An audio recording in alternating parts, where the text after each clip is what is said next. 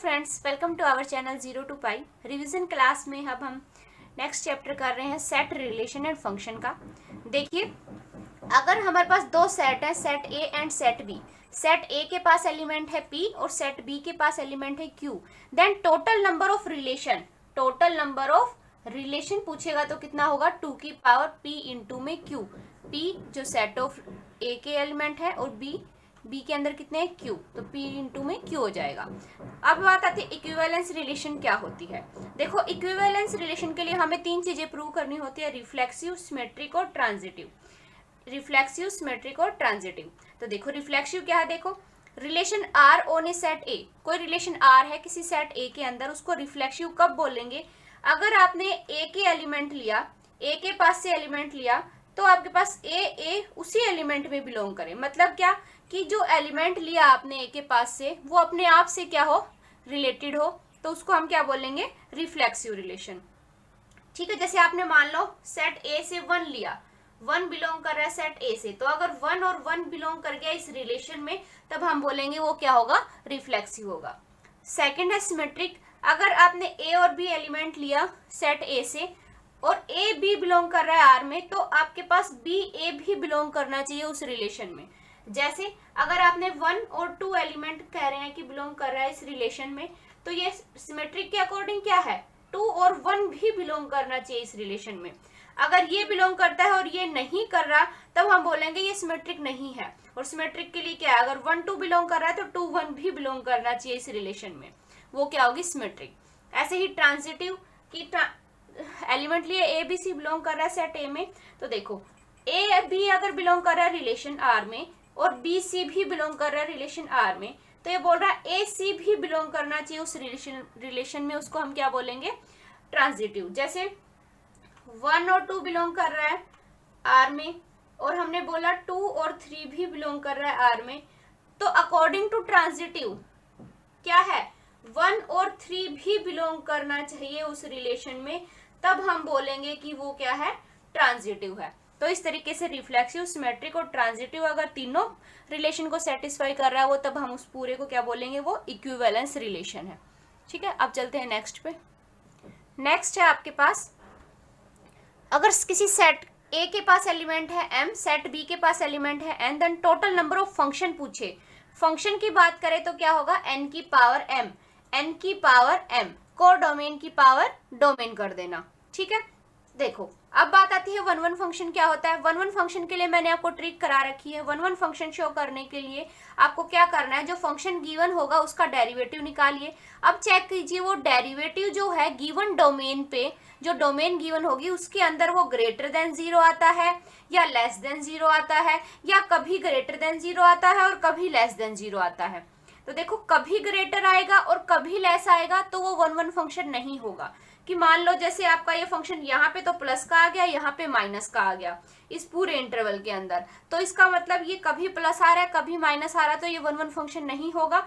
या तो वो हमेशा ग्रेटर देन चलता रहे या फिर हमेशा ही वो लेस देन 0 चलता रहे, तब उस केस में हम क्या बोलेंगे, वो 1 1 फंक्शन होगा। अदरवाइज वो 1 1 फंक्शन नहीं होगा। जैसे एग्जाम्पल है आपका f फंक्शन है r से r, तो डोमेन क्या हो गई आपकी r, तो इस डोमेन में चेक करना है हमें ये फंक्शन क्या होगा, ग्रेटर होगा या लेस होगा। सबसे पहले हमें क्या करना है, इसका डेरिवेटिव निकालना है। तो डेरिवेटिव निकालोगे तो क्या आएगा, 3x² प्लस 1। अभी हमें पता है x की चाहे आप कोई भी वैल्यू पुट करो, इस r के अंदर से x की कोई भी वैल्यू पुट करो आप, हमेशा क्या होगी, ये पॉजिटिव आएगा। तो ये पूरी टर्म क्या हो गई, पॉजिटिव। तो इसका मतलब जो डेरिवेटिव ऑफ fx है वो तो हमेशा क्या हो गया, ग्रेटर देन 0। तो इसका मतलब ये फंक्शन क्या हो गया, 1 1 फंक्शन हो गया। तो ये क्या हो गया, 1 1 फंक्शन हो गया। सिमिलरली सेकंड क्वेश्चन है, देखो fx की वैल्यू गिवन है x² प्लस 2x, तो हमने क्या बोला, ट्रिक से आपका क्या करना, इसका डेरिवेटिव निकालना। डेरिवेटिव निकालोगे तो 2x प्लस 2 हो गया, 2 कॉमन लोगे तो x प्लस 1 हो गया। अब इसकी वैल्यू चेक करनी है, इसके अंदर डोमेन में चेक करनी है कि ये ग्रेटर आता है या लेस आता है। देखो आपके पास इंटरवल है -1 से 1, ठीक है, -1 और 1 इंक्लूड नहीं है। तो देखो इसके अंदर आप कोई भी पॉइंट डाल के देखो, एक बार -1/2 डाल के देखो, एक बार 1/2 डाल के देखो। -1/2 डालोगे आप, -1/2 प्लस 1, तो ये क्या आया, 1/2 इंटू में 2 1, जो कि ग्रेटर हो गया 0 से।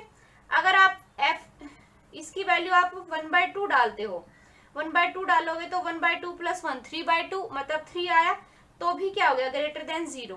तो मतलब देखो -1 और 1 इंटरवल के अंदर से आप कोई भी वैल्यू उठा के इसके डेरिवेटिव में डालोगे तो वो हमेशा क्या होगा ग्रेटर देन 0, हमेशा क्या होगा ग्रेटर देन 0, हमेशा ग्रेटर देन 0 होगा तो वो क्या हो गया 1 फंक्शन।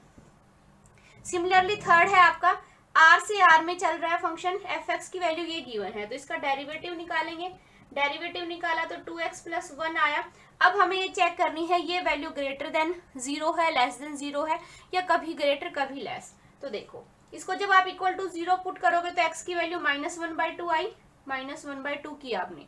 अब देखो -1/2 से इधर की कोई भी वैल्यू पुट करो, मान लो 1 पुट कर रहे हो आप, 1 पुट कर रहे हो तो ये क्या आया 2 और 1 3, तो पॉजिटिव आ गया।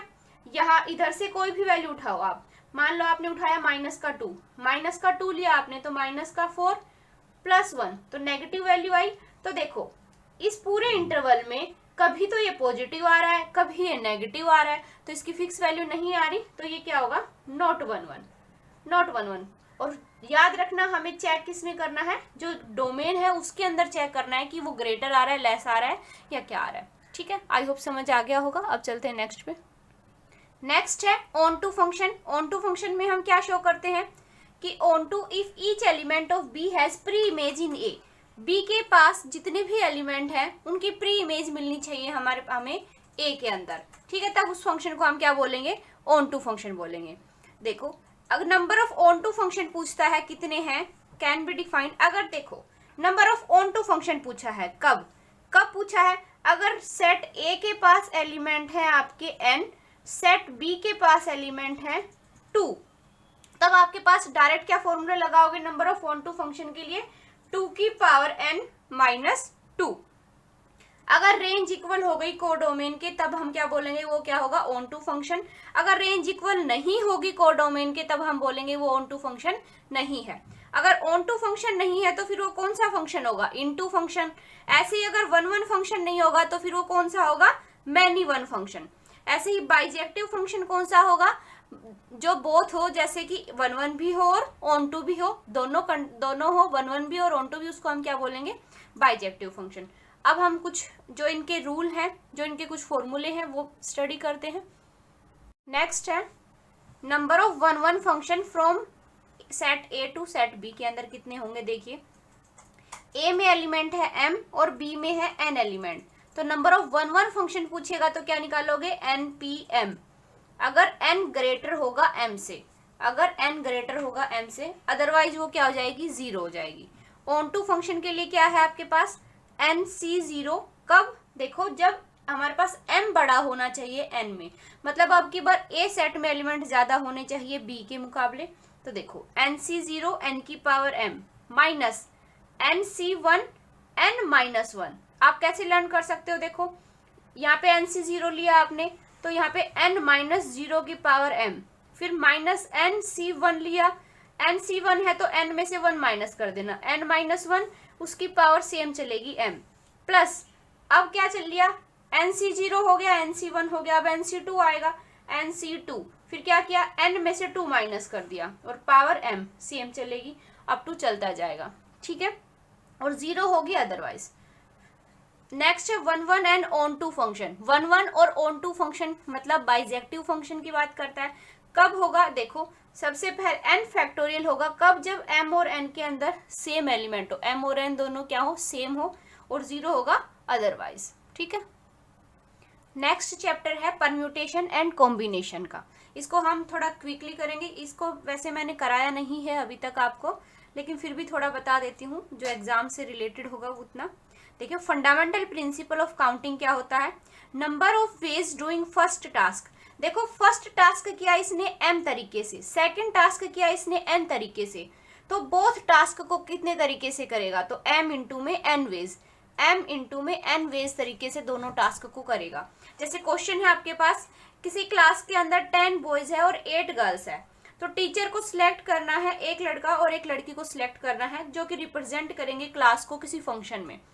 10 बॉय और 8 गर्ल में से इसको बच्चे सिलेक्ट करने हैं, एक लड़का और एक लड़की को सिलेक्ट करना है ताकि वो क्लास को रिप्रेजेंट करें। तो टीचर कितने तरीके से सिलेक्ट कर सकता है? देखो, फर्स्ट टास्क तो मतलब बॉयज को सिलेक्ट करना। सेकंड टास्क क्या है?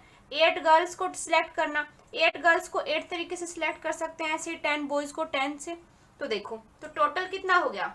10 इंटू में 8 वेज, दैट इज 80 तरीके से वो क्या कर सकती है? सिलेक्ट कर सकती है कि कौन सा लड़का या कौन सी लड़की जो है क्लास को रिप्रेजेंट करेगा फंक्शन में। ठीक है, अब देखते हैं परम्यूटेशन क्या होता है। जैसे क्वेश्चन देखिए, अगर इस टाइप से क्वेश्चन आ जाए, how many 3 digit even number, 3 digit का नंबर बनाना है हमें, 3 डिजिट का नंबर बनाना है, 1 2 3, 3 डिजिट का नंबर बनाना है, वो भी कैसा? Even number. इवन नंबर कौन सा नंबर होता है? जैसे देखो, यहाँ पे कोई भी एलिमेंट हो, लेकिन जो ये वाला होगा, लास्ट का जो एलिमेंट जो होगा आपके पास नंबर, वो 2 से डिविजिबल होना चाहिए।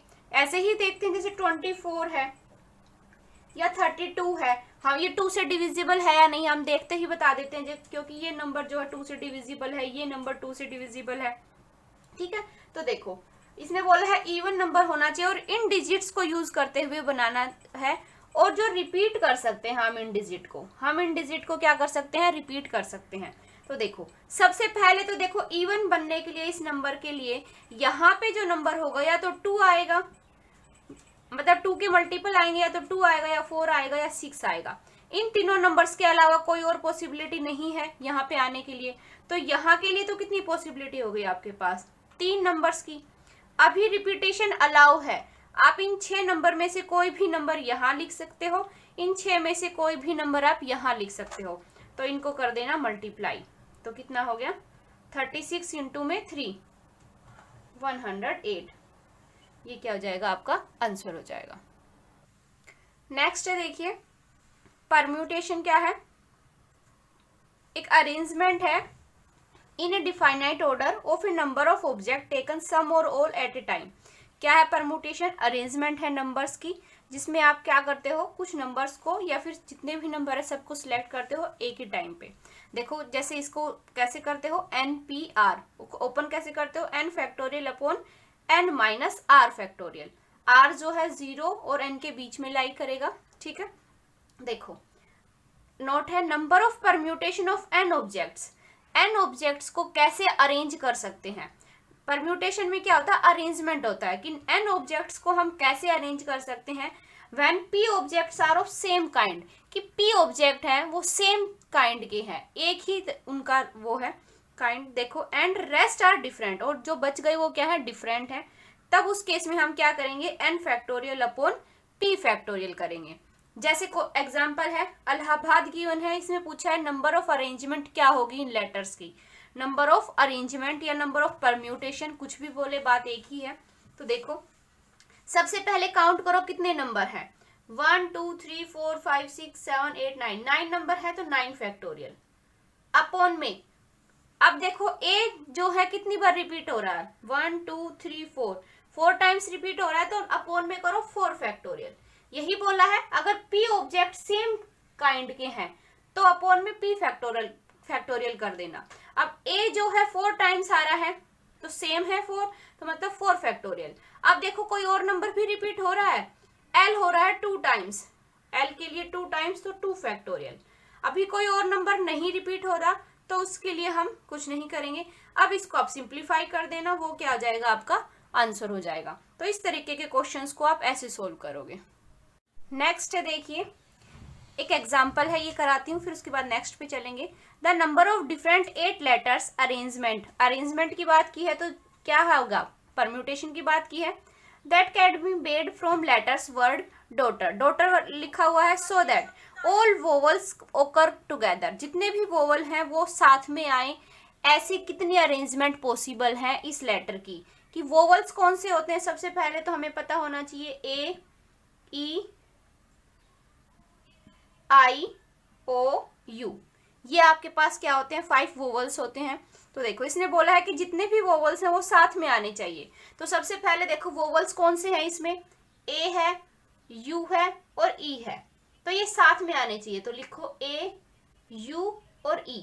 जो बच गए लेटर उनको लिखो, डी, फिर जी, फिर एच, फिर टी, फिर आर।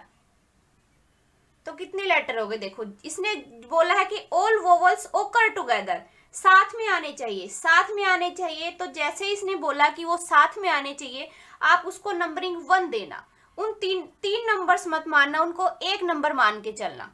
इनको आप 3 नंबर्स काउंट नहीं करोगे, आप इसको एक नंबर काउंट करोगे। तो देखो यहाँ पे देखो, फर्स्ट नंबर ये, सेकंड ये, थर्ड ये, फोर्थ ये, फिफ्थ ये और सिक्स्थ ये। तो टोटल नंबर कितने हो गए? 6। अब इन 6 नंबर को कैसे अरेंज कर सकते हैं हम? 6 नंबर को हम अरेंज कर सकते हैं 6 फैक्टोरियल तरीके से। 6 नंबर को अरेंज कर सकते हैं 6 फैक्टोरियल तरीके से। अब देखो इनटू में, अब इन 3 नंबर्स को भी तो अरेंज कर सकते हैं। हो सकता है हम ए ई यू लिखें, या फिर हो सकता है ए यू ई लिखें, या फिर हो सकता है ई को आगे लिखें, यू को ऐसे लिखें, या फिर ई ऐसे करके हम इन नंबर्स को भी तो अरेंज कर सकते हैं। तो ये नंबर है कितने? 1 2 3, 3 नंबर है। तो 3 नंबर को कैसे अरेंज कर सकते हैं? 3 फैक्टोरियल तरीके से। इसको सोल्व कर देना, आपका आंसर आ जाएगा।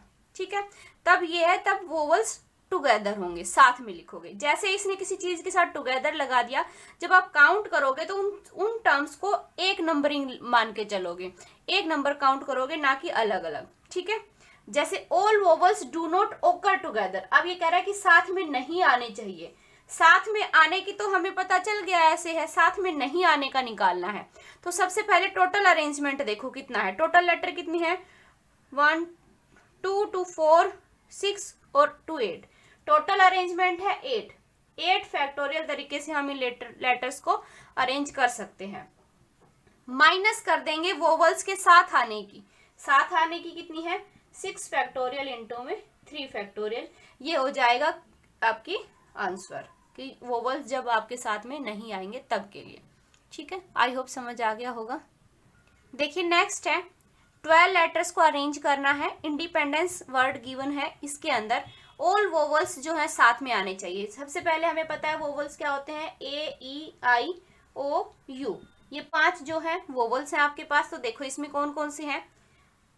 ये वोवल है आई वाला, इसके बाद देखोगे आप ई वाला वोवल है, इसके बाद फिर से ई है, फिर इसके बाद क्या है आपके पास? देखो फिर से ई है, फिर से ई है, ऐसे करके आपके पास देखो 5 वोवल्स हो गए। टोटल कितने हो गए? 5 हो गए।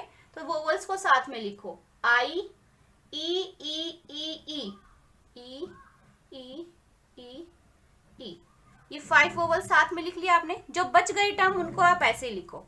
बच गया एन, बच गया और डी बच गया, एन डी। फिर उसके बाद क्या बचा? देखो पी और N, P N D N C, D N C. ये वर्ड बच गए आपके, ये आपने साथ लिखा। इसने बोला सारे वोवल्स अगर साथ में होंगे तो अरेंजमेंट कितना होगा। तो देखो ये नंबर 1 डाला, ये 2 डाला, ये 3, ये 4, ये 5, ये 6, ये 7 और ये साथ में सारे लिखोगे तो इनको 8। इन सारे नंबर्स को एक नंबरिंग देना है तो 8। तो टोटल जब इनका करोगे आप अरेंजमेंट तो कितना होगा? देखो इन 8 नंबर्स को अरेंज करने का 8 फैक्टोरियल अपॉन में देखो अभी नंबर्स देखो रिपीट हो रहे हैं कितने? देखो n रिपीट हो रहा है 1, n रिपीट हो रहा है यहाँ पे और यहाँ पे। कितने टाइम रिपीट हुआ n? 3 टाइम। तो अपॉन में 3 फैक्टोरियल। ऐसे ही d देखो, d कितनी बार रिपीट हो रहा है? 2 टाइम्स। तो क्या करोगे? अपॉन में 2 फैक्टोरियल। ठीक है, इन नंबर्स का तो हो गया अब हमारे पास। अब देखो इन नंबर्स को भी तो अरेंज कर सकते हैं। ये टोटल नंबर 5 है। 5 नंबर्स को अरेंज करने की क्या है? 5 फैक्टोरियल तरीके से कर सकते हैं अपॉन में। अब देखो ई कितनी बार आ रहा है? 4 टाइम्स आ रहा है तो अपॉन में 4 फैक्टोरियल। ये क्या हो जाएगा आपका? जब सारे वोवल्स को आप साथ में लिखोगे। जब सारे वोवल्स को साथ में नहीं लिखोगे तब क्या होगा? तब के लिए क्या होगा? टोटल अरेंजमेंट जैसे कितने नंबर हैं? 12 नंबर है तो 12 फैक्टोरियल अपॉन में रिपीट कितने हो रहे हैं आपके पास? आपने देखा रिपीट n हो रहा है आपका 3 टाइम, d हो रहा है आपका 2 टाइम और e हो रहा है आपका 4 टाइम। इसमें से माइनस कर देना ये जितने भी वोवल्स है साथ आने वाली अरेंजमेंट की आपकी वैल्यू, इनटू में 5 फैक्टोरियल ओवर 4 फैक्टोरियल, ये क्या हो जाएगा आपका आंसर हो जाएगा। इस तरीके से आपको इस टाइप के क्वेश्चन सोल्व करने हैं। आई होप समझ आ गया होगा। नेक्स्ट है हमारे पास, देखिए combination, number of combination of n different things taken r at a time. n different things है और r एट ए टाइम कैसे डिनोट करेंगे, NCR से डिनोट करते हैं। क्या फॉर्मूला होता है, n factorial upon n minus r factorial into में r फैक्टोरियल। NPR में r फैक्टोरियल नहीं आता, लेकिन NCR में r फैक्टोरियल आ जाता है। r क्या है, 0 से बड़ा और n से छोटा, लेस देन इक्वल का साइन चलेगा। देखिए क्वेश्चन है आपके पास first, in how many waves can a team of 3 boys and 3 girls, 3 boys की टीम है और 3 गर्ल्स की टीम्स है, can be selected from 5 boy और 4 गर्ल। देखो आपका जो परम्यूटेशन है उसमें अरेंजमेंट की बात चलेगी और कॉम्बिनेशन में सिलेक्शन की बात चलेगी। ये दोनों चीजें ध्यान रखना, परम्यूटेशन में अरेंजमेंट की बात चलेगी और कॉम्बिनेशन में सिलेक्शन की बात चलेगी। तो देखो इसने बोला है कि 5 बॉय और 4 गर्ल्स के अंदर से आपको सिलेक्ट करने हैं, तो 5 बॉय में से सिलेक्ट करेंगे, कितने बॉय करने हैं, 3 करने हैं, तो 5C3 इनटू में 4 गर्ल्स में से कितनी गर्ल्स सिलेक्ट करनी है, 3 करनी है, तो 4C3। इसको सोल्व कर देना, वो क्या आ जाएगा आपका आंसर आ जाएगा। सिमिलरली एक बैग है जिसके अंदर 5 ब्लैक और 6 रेड बॉल है, जिसके अंदर number of ways in which 2 black और 3 red ball can be selected. इसने बोला है 5 ब्लैक में से 2 ब्लैक सिलेक्ट करनी है, तो 5 में से सिलेक्ट करनी है 2 इनटू में 6 में से सिलेक्ट करनी है 3। इसको सोल्व कर देना, वो क्या आ जाएगा आपका आंसर आ जाएगा। So friends, permutation and combination में हम इतना ही रिवाइज करेंगे, ज्यादा डीपली जाएंगे तो फिर आपको कुछ समझ नहीं आएगा। अब चलते हैं नेक्स्ट चैप्टर पे। नेक्स्ट है आपके पास स्टैटिस्टिक। तो देखिए इसमें सबसे पहले बात आती है मीडियन कैसे होगा। अगर नंबर ऑफ ऑब्जर्वेशन आपके पास ओड गिवन है, number of observation odd given है, तो क्या होगा, मीडियन क्या होगा, n+1/2th जो ऑब्जर्वेशन होगा वो क्या होगा आपका मीडियन होगा। अगर ओड है तो n+1/2th ऑब्जर्वेशन जो होगा वो आपका क्या होगा, मीडियन होगा। अगर n की वैल्यू इवन है, अगर ऑब्जर्वेशन जो है इवन है टोटल, तो क्या भी होगा, n/2th plus n/2 plus 1th जो ऑब्जर्वेशन का सम करके उसको 2 से जब डिवाइड करोगे तो जो ऑब्जर्वेशन निकलेगी वो क्या होगी आपका मीडियन होगा। ऐसे ही देखो मोड और मीडियन और मीन में क्या रिलेशन है, मोड इक्वल होता है 3 time median minus 2 time mean के इक्वल होता है। रेंज क्या होती है, ग्रेटेस्ट ऑब्जर्वेशन में से लीस्ट ऑब्जर्वेशन माइनस कर देना, वो क्या आएगी आपकी रेंज होगी। मीन डेविएशन क्या होता है, सम करो जो भी डेविएशन गिवन है उनका सम अपॉन में टोटल नंबर ऑफ ऑब्जर्वेशन क्या होगा आपका मीन डेविएशन होगा। वेरिएंस का फॉर्मूला पता होना चाहिए आपको। वेरिएंस को डिनोट करते हैं सिग्मा स्क्वायर से, 1/n xi माइनस एक्स बार, मतलब मीन का, मीन की बात करता है, xi माइनस मीन और इस पूरे का होल स्क्वायर। या फिर आप ऐसे भी लिख सकते हो summation xi upon n minus mean का square. Summation x upon n का मतलब क्या है, मीन का स्क्वायर।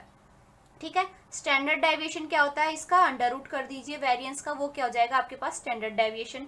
कोफिशिएंट ऑफ वेरिएशन निकालना हो तो क्या होगा, standard deviation upon mean into में 100। Mean of first n natural number क्या होगा, n+1/2। ऐसे ही variance of first n natural number क्या होगा, n² माइनस 1/12। जैसे वेरिएंस वो पूछ सकता है examiner, variance of 10 natural number, variance of first 10 natural number, तो हमें फॉर्मूला पता है n² माइनस 1/12 होता है, तो n की जगह पे 10 पुट कर देंगे। ठीक है, स्टैंडर्ड डेविएशन की बात करेगा तो वेरिएंस का क्या हो जाता है, अंडर रूट हो जाता है, तो स्टैंडर्ड डेविएशन क्या हो जाएगा इसका रूट। ज्योमेट्रिक मीन निकालना हो, n टर्म्स गिवन हो उनका, तो क्या करोगे, उन टर्म्स को मल्टीप्लाई कर देना और उसकी पूरे की पावर 1/n, अगर n टर्म्स है तो पावर 1/n कर देना। ठीक है, इस तरीके से हम इसको करेंगे। तो स्टैटिस्टिक में देखिए फ्रेंड्स, वैसे तो बहुत कुछ है पढ़ने को, लेकिन रिवीजन के लिए हम बस इतना ही करेंगे, क्योंकि उसके बाद सब कुछ कैलकुलेशन पे डिपेंड करता है आपकी पे, और किसी बच्चे ने अगर पहले पढ़ रखा है तो उसको ज़्यादा अच्छे से होगा ये।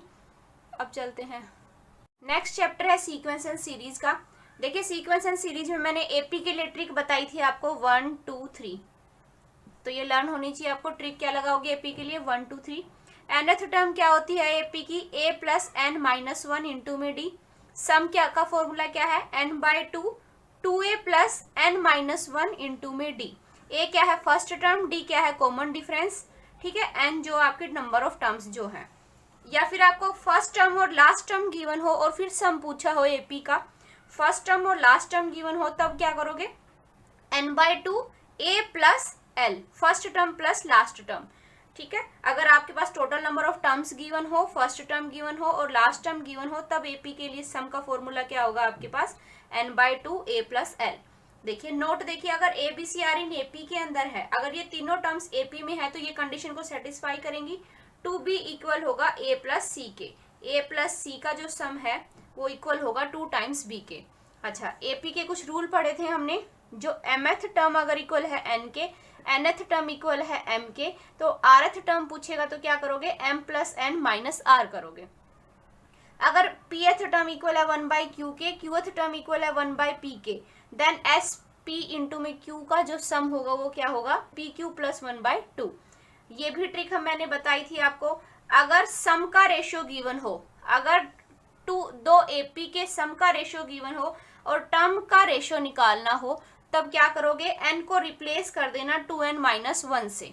n को किससे रिप्लेस करोगे, 2n माइनस 1 से। लेकिन टर्म का रेशियो गिवन हो और हमें सम के रेशियो पे जाना हो तो आप n को रिप्लेस कर देना n प्लस 1/2 से। ये सारी ट्रिक मैं आपको करा चुकी हूँ पहले।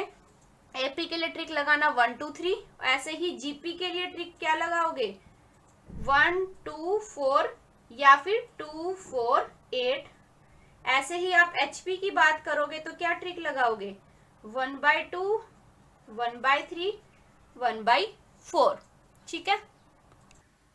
नेक्स्ट है देखिए, सम गिवन है अगर n टर्म्स का, एपी का सम गिवन है n टर्म्स का an² प्लस bn, तो उसकी nth टर्म पूछेगा, सम गिवन है nth टर्म पूछेगा तो क्या करोगे, जो ये an² वाली जो टर्म है उसका डेरिवेटिव निकालोगे विद रिस्पेक्ट टू n, तो क्या आ जाएगा 2an plus b minus a। ये मैंने ट्रिक बताई थी आपको, ठीक है, ये आपको ट्रिक बताई थी मैंने।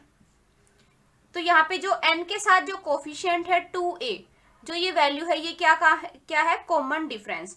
तो एग्जामिनर कुछ भी पूछ सकता है, हो सकता है ये सम गिवन हो आपको और पूछे कि कॉमन डिफरेंस बताओ क्या होगा। तो कॉमन डिफरेंस के लिए पहले आपको nth टर्म निकालोगे, फिर आप देखोगे n के साथ जो कोफिशिएंट है वो क्या हो जाएगा, आपका कॉमन डिफरेंस हो जाएगा।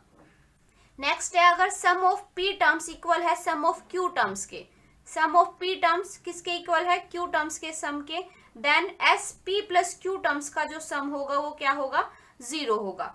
लेकिन अगर sum of p terms equal है q के and sum of q terms equal है p के, तब उस केस में हमारे पास sum of p plus q terms क्या होगा, माइनस का p प्लस q होगा। तो इन दोनों में कंफ्यूज नहीं होना।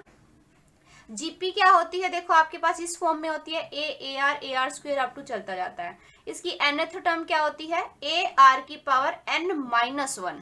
nth टर्म क्या होगी, ar की power n minus 1। Sum of GP का फॉर्मूला क्या है, a 1 माइनस आर की power n over 1 minus r. या फिर आप ये कब होगा, जब r लेस होगा 1 से, और a r की power n minus 1 over r minus 1 जब r ग्रेटर होगा 1 से, ठीक है।